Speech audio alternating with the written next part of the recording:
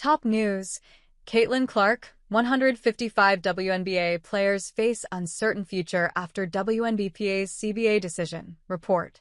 The WNBA offseason is heating up as the league and players' union race to finalize a new CBA before the October 31st deadline.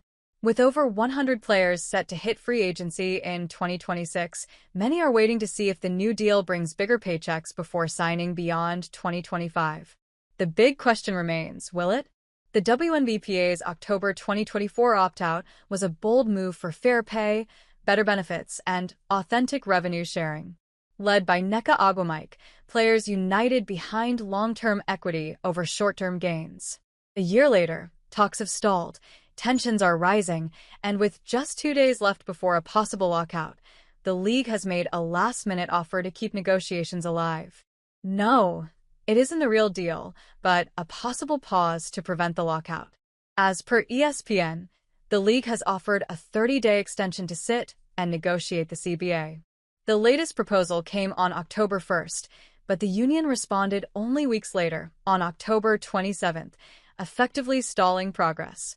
We have been negotiating with the Players Association in good faith and with urgency for several months to finalize a new collective bargaining agreement as quickly as possible, shared the league's spokesperson in a statement to The Athletic. Throughout this process, we have been clear that our top priority is reaching a new collective bargaining agreement that addresses players' ask for significant increases in pay, benefits, and enhancements to their experience, while ensuring the long-term growth and success of the league and its teams. The WNBA statement to The Athletic came after criticism that it was slowing negotiations. Having submitted a proposal on October 1st and receiving no response from the WNBPA for nearly a month, the league defended itself, saying it had acted in good faith and with urgency. It acknowledged players' demands for higher pay and better benefits, but emphasized the need for financial stability. Since the start, league officials have promised a transformative deal, including a revenue-sharing plan and a potential maximum salary of $850,000.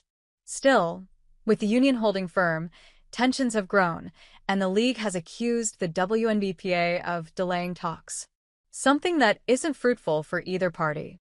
That's because a lockout would leave players, including Caitlin Clark and 155 others, uncertain about future salaries, benefits, and structural changes heading into 2026.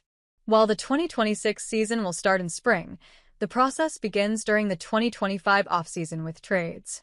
Now, with two expansion teams, Portland and Toronto, scheduled to debut, the league has more work to do, from holding the draft to filling out rosters. Notably, last season, the Valkyries draft was held in December, but if a lockout looms, everything would be delayed. So, an extension and continued negotiations seem to be the only way to get through. But will the players agree to it? Last October, when the WNBPA pulled out of the current CBA, President Nneka Ogwumike called it a defining moment. As the league's growth surged, the players outlined their desire for an equitable economic model. Yet, 12 months have passed, and there's still no sign of a new agreement in place by the October 31st deadline. Still, the players are firm in their demand. As Executive Director Terry Jackson puts it best, the players are really quite clear and laser-focused on what they're fighting for, and what they said a year ago was true 6 months ago, was true 6 weeks ago, 6 days ago, she told ESPN earlier this week. And the ask remains the same, not just a significant salary increase, but a change in the underlying system. Still, the league seems nowhere near that point. The league's response has been to run out the clock, put lipstick on a pig, and retread a system that isn't tied to any part of the business and intentionally undervalues the players, shared Terry Jackson, rebuking Adam Silver's framing of the players' financial demands. So, if you ask the union, the league's late response tactics may be aimed at cornering the players into accepting unfavorable terms. That's why, while the league didn't receive a response from the players until October 27th, negotiations continue to be marked by tension and distrust. But no worries, both parties are still working to find a middle ground. They've got more time to negotiate into November or beyond, whether through a lockout or an extension. For now, all eyes are on whether this latest proposal can buy them time, or if women's basketball's biggest offseason will become its most